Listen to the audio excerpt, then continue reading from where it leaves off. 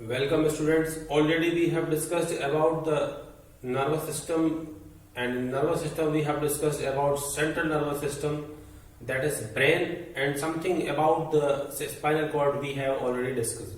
Today especially we have discussed about the spinal cord.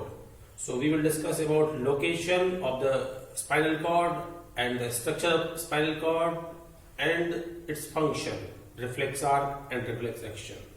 About this we will discuss. So for that, get ready. First of all, we will discuss about the location of a spinal cord. A spinal cord is located at the back side of our body. Back side means this back side, and it is enclosed or protected, well protected by our backbone. Backbone is a group of or combination of 33 vertebral bones. Those bones protect the spinal cord. Inside the vertebral column, the spinal cord is present. Inside the vertebral column, a spinal cord is located. So it is protected because it is a very delicate part and very important part of your body. So it is located at the base of the brain. It starts from the base of the brain and it lasts up to the lower back, up to the caudal vertebra, and it is a long extension of the brain, or you can say it is the extension of medulla oblongata. Medulla oblongata is the last part of the brain, and from medulla oblongata this spinal cord start and it lasts up to the caudal vertebra, or at the lower back of our body. It is also well protected. Like in our brain, we have three meninges. In our spinal cord also there are three meninges. Meninges are the layers which protect in the brain, and as well as the same meninges are present in the spinal cord. They protect the spinal cord. Around the spinal cord there is a covering of three meninges. The meninges name are as in the spinal cord, in the brain the names are same. They are dura mater and arachnoid and pia mater. In between these layers there is a fluid that is called CSF, cerebrospinal fluid, and the function of cerebrospinal fluid is same as in the brain.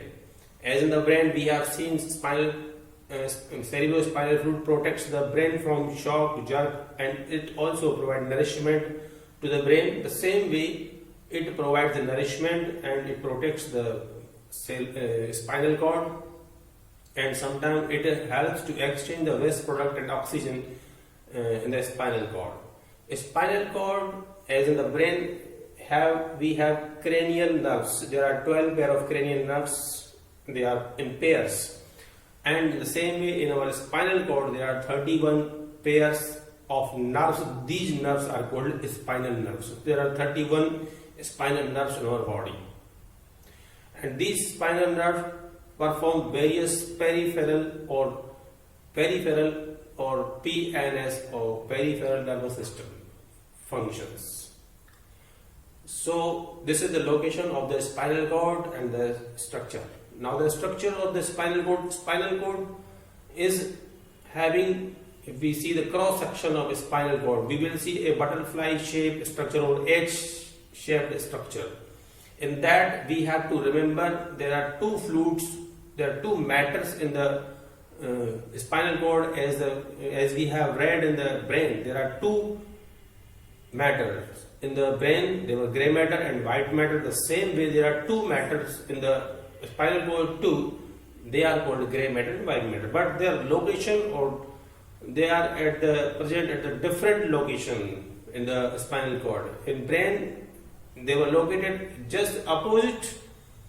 They will be locating in the spine. In spinal cord, the gray matter is located outside or externally of the spinal cord, and the white matter in the spinal cord is located internally, inside.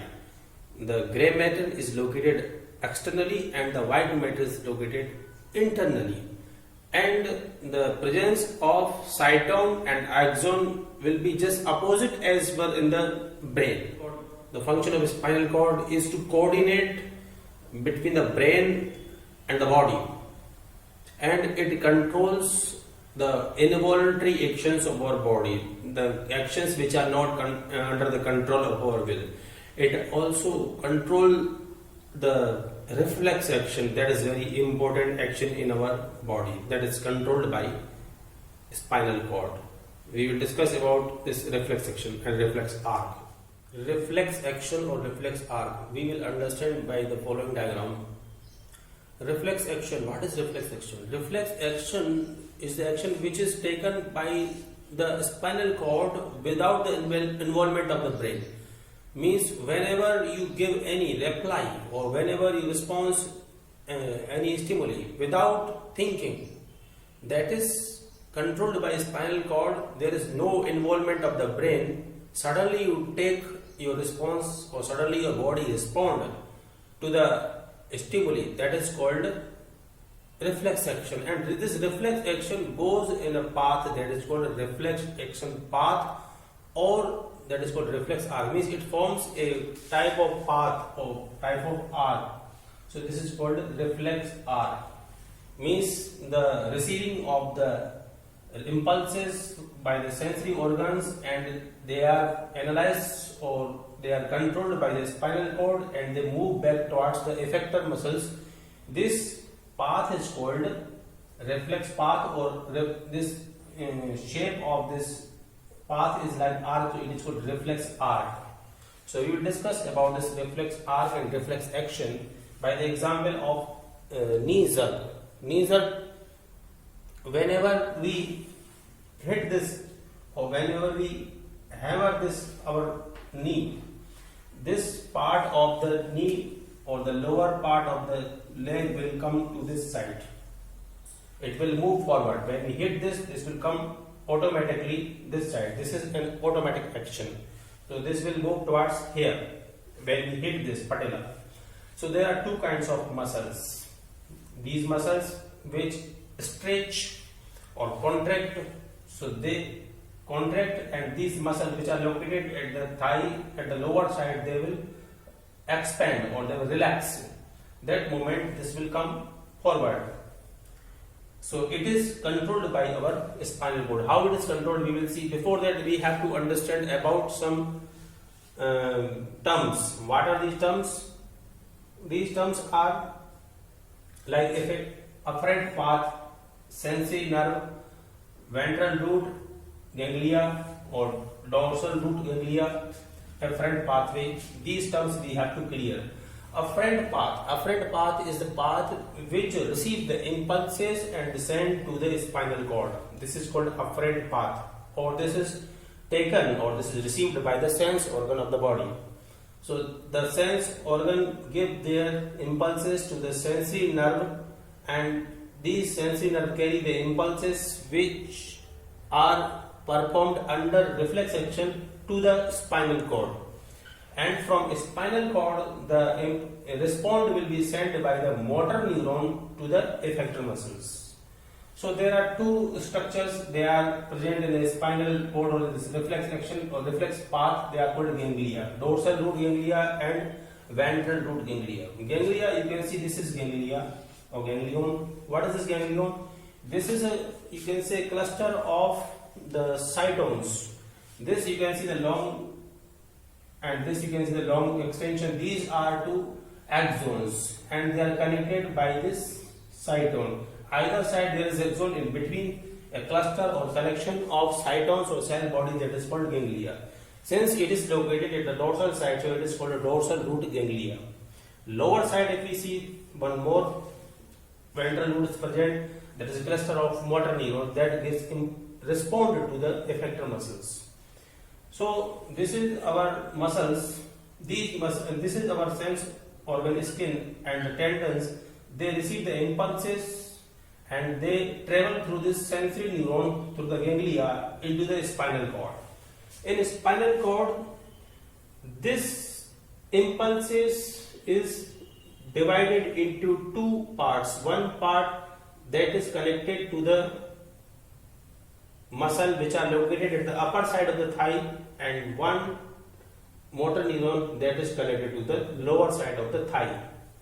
So this impulses when it comes to the interneuron, and this will not come under the interneuron. The response which is to be taken, that will come under the interneuron, and this will send to the muscles which are located at the lower side of the thigh bone.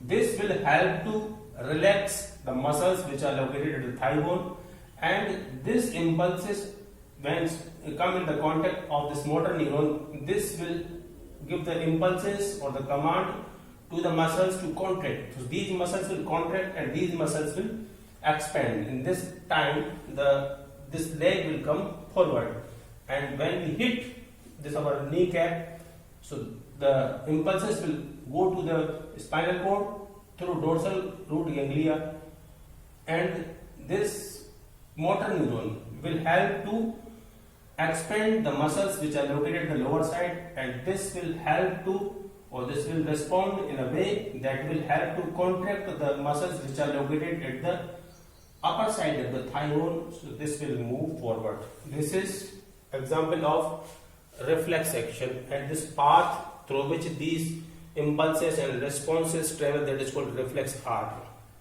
We will learn some more terms.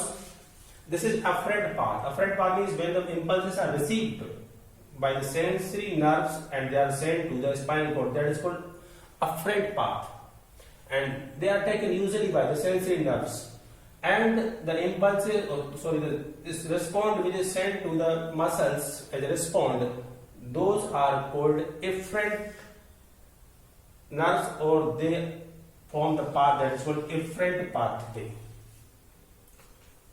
What is ganglia? Ganglia is a group or the collection of the cytons which is present in the PNS, peripheral nervous system, because mostly the functions which are performed in the peripheral of the body, those functions are controlled by the spinal cord. So this ganglia is present in the PNS, not in the brain. In the brain, the nuclei is present. The group or the collection of nerves are called, these are the cyton, and this is the axon. These cytons, the group of cytons or collection of cytons in CNS is called a nuclei. But in the spinal cord, in the PNS system, this group of this cyton is called ganglia. So this is a group of cytons in the spinal cord. So this is called ganglia. Actually, PNS is made up of two parts, that is nerves and ganglia. Ganglia is a group of cytons. Motor pathway is of two types: autonomic nervous system and the ANS, and somatic nervous system. Somatic nervous system, that is under the control of our will. We can control the action of this somatic nervous system, like the movement of hand, the movement of legs, we can control. It is the function of the somatic nervous system or the motor pathway. And ANS, autonomic nervous system, that is not under the control of our will. So this autonomic nervous system is again divided into two parts, that is sympathetic and parasympathetic nervous system.